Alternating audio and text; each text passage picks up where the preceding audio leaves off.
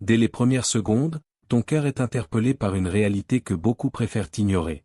Ce que tu vois dans le monde n'est pas un simple enchaînement d'événements politiques, mais l'expression d'une volonté divine parfaite. Ce sujet ne parle pas seulement d'un pays, ni d'un peuple en particulier, mais d'une loi universelle qu'Allah a établie depuis le début de l'humanité. À travers les réflexions de Zakir Naik, une vérité puissante se dévoile. Aucune nation, aussi forte soit-elle, ne peut échapper au décret d'Allah. Tu ressens alors une forme de silence intérieur, comme si tout ce que tu pensais savoir devait être réexaminé. Les puissances du monde, les alliances, les conflits, tout cela semble immense à nos yeux, mais en réalité, tout est soumis à une sagesse divine qui dépasse notre compréhension. Le Coran nous rappelle avec force, et quand nous voulons détruire une cité, nous l'ordonnons à ces gens opulents. Sourate Al-Isra, 17h16. Ce verset ne désigne pas un peuple spécifique, il expose une règle qui traverse les siècles. Lorsque l'injustice, l'orgueil et la corruption dominent, la chute devient inévitable. Ce passage crée une émotion profonde. Il ne s'agit pas de peur seulement, mais d'une prise de conscience. Tu comprends que l'histoire n'est pas écrite uniquement par les hommes, mais qu'elle est dirigée par une justice parfaite. Et soudain, une question s'impose à toi, que vaut réellement la puissance sans la droiture? Que vaut une nation si elle perd ses valeurs morales? À travers cette réflexion, une image se forme dans ton esprit, celle d'un édifice immense, solide en apparence, mais dont les fondations sont fragiles. De loin, il impressionne, il semble indestructible. Mais à l'intérieur, les fissures s'élargissent. Et un jour, sans que beaucoup ne s'y attendent, il s'effondre. C'est ainsi que fonctionnent les nations lorsque la justice disparaît. Elles ne tombent pas toujours immédiatement, mais leur déclin commence dès qu'elles s'éloignent de la vérité. Ce message touche directement le cœur, car il dépasse les frontières et les identités. Il ne s'agit pas de pointer du doigt, mais de comprendre une réalité. Allah est juste, et sa justice s'applique à tous. Peu importe le nom, la puissance ou l'histoire d'un peuple, les lois divines restent les mêmes. Cette prise de conscience change complètement la manière dont tu regardes le monde. Tu ne vois plus seulement des événements, mais des signes. Et dans ce moment de réflexion, tu réalises que cette vérité n'est pas seulement extérieure. Elle te concerne aussi. Car si les nations sont jugées selon leurs actions, qu'en est-il des individus? Si Allah observe la justice à grande échelle, il observe aussi les cœurs, les intentions, les choix quotidiens. C'est là que le message devient encore plus profond. Tu comprends que le destin collectif commence par les actions individuelles. Une société ne devient pas injuste du jour au lendemain. Elle le devient lorsque les individus négligeant la vérité, tolèrent l'injustice, ou ferment les yeux sur ce qui est mauvais. Et inversement, le changement commence lorsque quelqu'un décide d'être juste, même dans l'ombre. Cette réflexion t'amène à ressentir une forme de responsabilité. Le monde n'est pas séparé de toi. Tu fais partie de cette réalité. Tes choix, tes valeurs, ta foi, tout cela a un poids. Et même si tu es seul, même si ton influence semble petite, elle fait partie d'un ensemble plus grand que tu ne peux pas toujours voir. Ainsi, cette vérité troublante devient aussi une lumière. Elle te rappelle que rien n'est laissé au hasard. Que derrière chaque événement, il y a une sagesse. Et que malgré les apparences, la justice d'Allah finit toujours par se manifester, au moment parfait. Dès que tu observes le passé avec sincérité, une réalité saisissante commence à apparaître. L'histoire n'est pas une suite désordonnée d'événements, mais une répétition de signes. Ce que tu vis aujourd'hui a déjà existé sous d'autres formes, avec d'autres peuples, d'autres noms, d'autres puissances. À travers les paroles de Zakir Naik, une clé de compréhension s'ouvre devant toi. Le Coran ne raconte pas simplement des histoires anciennes, il t'invite à lire le présent à travers elles. Allah dit, « Parcourez la terre et regardez ce qu'il est advenu de ceux qui ont vécu avant vous » Sourate Ar-Rum, 30, 42. Ce verset agit comme un appel. Pas un simple conseil, mais une invitation à ouvrir les yeux. Regarde autour de toi, observe les traces laissées par les civilisations passées, des ruines silencieuses, des empires oubliés, des peuples qui pensaient être invincibles. Ils avaient la richesse, la puissance, la technologie de leur époque, et pourtant, ils ont disparu. À ce moment, une émotion profonde t'envahit. Tu réalises que ce que tu considères aujourd'hui comme stable peut, en réalité, être fragile. L'histoire devient alors un miroir. Elle ne te parle pas seulement du passé, elle te parle de maintenant. Elle te dit, regarde bien, car ce qui est arrivé hier peut arriver aujourd'hui. Ce qui ressort avec force, c'est que la chute de ces civilisations n'était pas uniquement due à des causes visibles comme les guerres ou les catastrophes. Derrière ces événements, il y avait souvent une réalité plus profonde: l'injustice, l'orgueil, la corruption, l'oubli d'Allah. Lorsque ces éléments s'installent durablement, ils affaiblissent une société de l'intérieur, jusqu'à ce qu'elle ne puisse plus tenir. Imagine un arbre immense. Ses branches s'étendent loin, ses feuilles sont nombreuses, et à première vue, il semble plein de vie. Mais si ses racines commencent à pourrir, si elles ne sont plus nourries correctement, alors sa chute est inévitable. Elle ne se produit pas forcément immédiatement, mais elle est déjà en marche. C'est ainsi que fonctionnent les nations à travers l'histoire. Cette réflexion transforme ton regard. Tu ne te contentes plus de ce que montrent les médias ou les discours dominants. Tu cherches à comprendre les causes profondes, les réalités invisibles. Tu commences à te poser des questions plus essentielles. Qu'est-ce qui maintient réellement une société debout? Est-ce la force? Est-ce la richesse? Ou est-ce quelque chose de plus profond, comme la justice et la foi?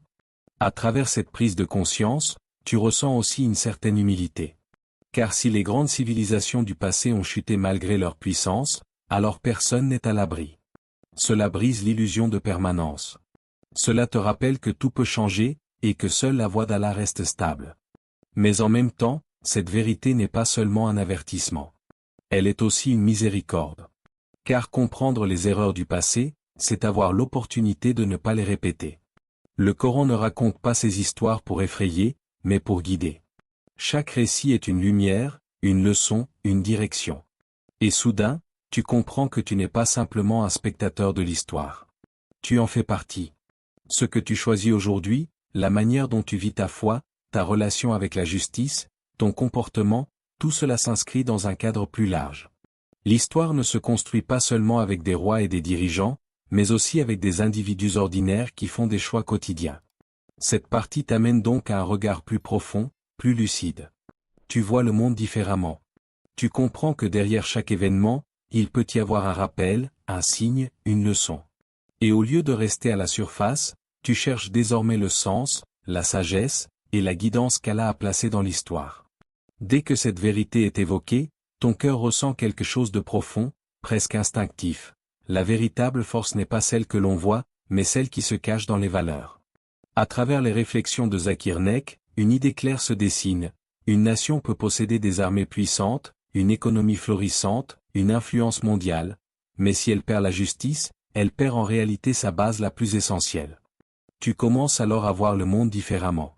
Ce que beaucoup considèrent comme des signes de réussite, richesse, domination, technologie ou ne sont pas forcément des preuves de solidité. Ce sont parfois des apparences trompeuses. Car la vraie question n'est pas « combien une nation possède », mais plutôt « sur quoi repose-t-elle ». Le prophète a dit « Méfiez-vous de l'injustice, car l'injustice sera des ténèbres au jour du jugement », hadith authentique. Cette parole traverse le temps avec une force incroyable. Elle ne s'adresse pas à un groupe précis, mais à toute l'humanité. Elle agit comme un avertissement universel, l'injustice n'est jamais sans conséquence. Même si elle semble apporter un avantage temporaire, elle porte en elle une obscurité qui finit par se manifester.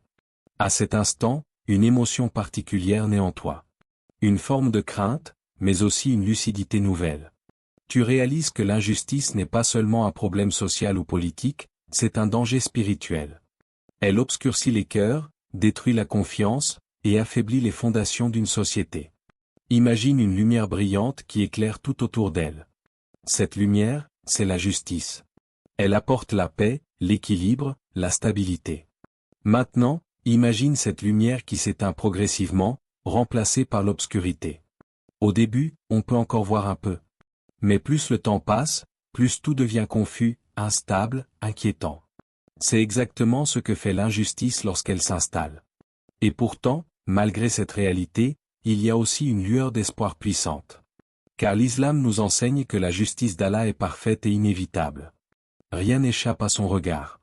Chaque injustice, même la plus petite, est connue. Et chaque acte de justice, même discret, est enregistré. Cette prise de conscience change profondément ta manière de voir les événements du monde. Lorsque tu vois une injustice, tu ne l'aperçois plus seulement comme un fait isolé. Tu comprends qu'elle a des conséquences, visibles ou invisibles.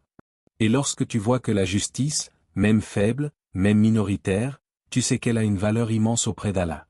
À travers cette réflexion, tu ressens aussi une responsabilité personnelle. Car la justice ne commence pas à grande échelle.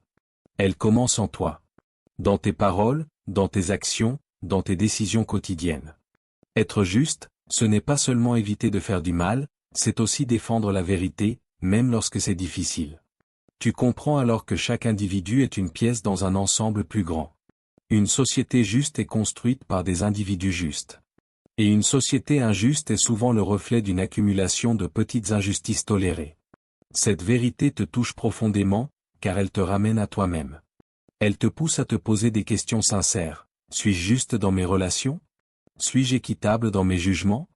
Est-ce que je défends la vérité, même lorsque cela ne m'arrange pas? Et dans ce moment de réflexion, tu réalises que la puissance réelle n'est pas dans le contrôle des autres, mais dans la maîtrise de soi. Être capable de rester juste, même face à l'injustice, est une forme de force que peu possède. Ainsi, cette leçon devient bien plus qu'une simple idée. Elle devient un principe de vie. Elle t'enseigne que la justice est une lumière que tu dois préserver, protéger et incarner, car c'est elle qui donne une véritable valeur à toute forme de puissance. Ferme un instant les yeux et imagine une nuit profonde, silencieuse, presque étouffante. Tout semble figé, sans direction, sans espoir. Le vent est froid, l'horizon est invisible, et tu pourrais croire que cette obscurité ne prendra jamais fin. C'est dans ce genre de moment que le Coran vient toucher le cœur avec une image puissante. Même dans la nuit la plus sombre, une lumière peut apparaître, discrète au début, mais porteuse d'un espoir immense. À travers les réflexions de Zakir Nek, cette image prend vie. Il ne s'agit pas simplement d'une métaphore poétique, mais d'une réalité spirituelle. Dans les périodes où l'injustice semble dominer, où les épreuves se multiplient, où le croyant peut se sentir faible ou isolé, la foi devient cette lumière. Une lumière qui ne dépend ni des circonstances ni des apparences, mais de la relation avec Allah. Allah dit, « Et ne faiblissez pas et ne vous attristez pas, alors que vous serez les plus hauts si vous êtes croyants » Sourate Imran, 3, 139. Ce verset arrive comme une réponse directe au moment de doute. Il ne nie pas la difficulté, il ne minimise pas la douleur, mais il rappelle une vérité essentielle. La vraie élévation ne vient pas de la domination matérielle, mais de la foi sincère. À cet instant, quelque chose change en toi. Tu comprends que l'obscurité que tu perçois n'est pas une fin, mais une étape. Elle met à l'épreuve ta patience, ta confiance, ta capacité à rester ferme. Et au lieu de te laisser envahir par le désespoir, tu commences à chercher cette lumière intérieure qui ne s'éteint pas. Imagine un voyageur perdu dans le désert pendant la nuit. Il marche sans savoir exactement où aller, mais au loin, il aperçoit une petite lueur. Cette lumière ne transforme pas immédiatement son environnement, elle ne supprime pas la nuit, mais elle lui donne une direction. Elle lui redonne espoir. Elle lui permet de continuer. La foi fonctionne de la même manière. Elle ne supprime pas toujours les épreuves, mais elle donne un sens, une force, une orientation. Cette image touche profondément le cœur, car chacun, à un moment ou à un autre, a ressenti cette forme d'obscurité. Que ce soit dans les difficultés personnelles, les injustices observées dans le monde, ou les moments de solitude, cette sensation d'être entouré de ténèbres est universelle. Mais le message ici est clair, le croyant ne reste pas sans lumière. Tu réalises alors que la foi n'est pas seulement une croyance intellectuelle. C'est une énergie, une présence, une force vivante. Elle éclaire tes décisions, elle apaise tes peurs, elle te rappelle que tu n'es jamais seul. Même lorsque tout semble incertain, Allah est présent, et sa guidance est proche. À travers cette réflexion, tu ressens aussi une montée de patience. Pas une patience passive, mais une patience active, consciente. Une patience qui te pousse à continuer à faire le bien, à rester droit, même lorsque les résultats ne sont pas visibles immédiatement. Car tu sais que la lumière finit toujours par se manifester, même si elle prend du temps. Et dans ce moment de profondeur, tu comprends que l'obscurité a aussi un rôle. Elle permet de reconnaître la valeur de la lumière. Sans elle, tu ne pourrais pas ressentir cette intensité, cette gratitude lorsque la lumière apparaît. Elle devient alors une étape nécessaire, un passage qui renforce la foi et purifie le cœur. Ainsi, cette image symbolique devient une réalité intérieure. Elle t'accompagne, elle te guide, elle te rappelle que peu importe l'intensité de l'obscurité, la lumière d'Allah est toujours plus forte. Après avoir contemplé les nations, les cycles de l'histoire et les signes qui se répètent, une vérité plus intime s'impose à toi. Ce message ne concerne pas seulement les peuples, il te concerne directement. Il ne s'agit plus d'observer de loin, mais de regarder à l'intérieur de toi. Car l'avenir ne se joue pas uniquement dans les décisions des dirigeants ou dans les événements mondiaux, il commence dans le cœur de chaque individu. À travers les réflexions de Zakir Nek, une prise de conscience profonde émerge. Tu fais partie de cette histoire. Tu n'es pas un simple spectateur. Tes choix, tes intentions, tes actions ont un poids, même s'ils te semblent petits. Et c'est là que le message devient puissant, presque bouleversant. Car il te ramène à une question essentielle, quel est ton rôle dans tout cela? Le prophète a dit, si l'heure arrive alors que l'un de vous tient une pousse dans sa main, qu'il la plante, a dit. Cette parole est d'une profondeur incroyable. Elle te montre que même face à la fin du monde, même lorsque tout semble perdu, le croyant continue d'agir, de faire le bien, de semer l'espoir. Cela signifie que ton action ne dépend pas du résultat visible, mais de ton intention et de ta foi. À cet instant, tu ressens une responsabilité nouvelle. Tu comprends que tu n'as pas besoin d'attendre que le monde change pour agir. Le changement commence maintenant, avec ce que tu fais, avec ce que tu choisis d'être. Être juste dans un monde injuste, être sincère dans un monde rempli d'apparences, être patient dans un monde pressé, voilà le véritable défi. Imagine une goutte d'eau qui tombe dans un océan. Elle semble insignifiante, presque invisible. Et pourtant, elle fait partie de l'ensemble. Chaque goutte compte. De la même manière, chaque bonne action, chaque parole sincère, chaque choix juste contribue à un changement plus grand, même si tu ne le vois pas immédiatement. Cette réflexion t'invite à une introspection sincère. Tu te poses des questions que tu étais peut-être. Suis-je du côté de la vérité, même lorsque cela me coûte? Est-ce que je défends la justice, même lorsque cela ne m'avantage pas? Est-ce que je suis une source de lumière ou d'obscurité autour de moi? Et dans ce moment de vérité, tu réalises que la réforme du monde commence par la réforme de soi. Avant de vouloir changer les autres, il faut se transformer intérieurement. Le cœur est le point de départ. S'il est rempli de sincérité, de foi, de conscience d'Allah, alors les actions suivent naturellement. Tu comprends aussi que l'espoir fait partie de la foi. Même lorsque les circonstances sont difficiles, même lorsque les signes semblent négatifs, le croyant ne perd pas espoir. Il agit, il persévère, il continue à semer le bien. Car il sait qu'Allah voit tout, qu'aucun effort n'est perdu. À travers cette prise de conscience, tu ressens une forme de force intérieure. Pas une force visible, mais une détermination calme et profonde. Celle de rester droit, même lorsque le chemin est difficile. Celle de continuer à faire le bien, même lorsque personne ne regarde. Et soudain, tu comprends que l'avenir n'est pas seulement quelque chose que tu attends, c'est quelque chose que tu construis, avec chaque décision, chaque intention, chaque action. Même la plus petite. Ainsi, ce message devient personnel. Il te parle directement. Il t'appelle à être acteur, à être conscient, à être sincère. Car au final, le véritable changement commence toujours par une seule chose, un cœur qui décide de se rapprocher d'Allah. Ce que tu viens de découvrir dépasse largement une simple analyse de l'avenir d'un pays. C'est un rappel puissant que tout est entre les mains d'Allah, et que les lois divines s'appliquent à tous, sans exception. Les nations passent, les puissances changent, mais la justice d'Allah reste éternelle. À travers ces réflexions inspirées par Zakir Nek, une chose devient claire. Le véritable enjeu n'est pas seulement ce qui va arriver, mais comment nous, en tant qu'individus, choisissons de vivre aujourd'hui. Peut-être que cette vidéo a éveillé en toi une nouvelle compréhension, une nouvelle sensibilité.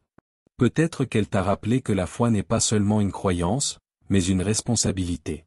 Chaque prière, chaque acte de justice, chaque parole sincère compte. Si ce message a touché ton cœur, abonne-toi à Lumière de l'Islam, partage cette lumière autour de toi, et participe à transmettre ces rappels qui éveillent les consciences. Merci d'avoir ouvert ton cœur à cette parole. Que la paix d'Allah t'accompagne dans chaque étape de ta vie, dans chaque difficulté et dans chaque espoir. Allah dit dans le Coran, Allah est doux envers ses serviteurs. Il accorde sa subsistance à qui il veut. Et c'est lui le fort, le puissant, Sourate Ashura, 42, 19. Que Allah illumine ton chemin, apaise ton cœur et te guide vers la vérité. Amma.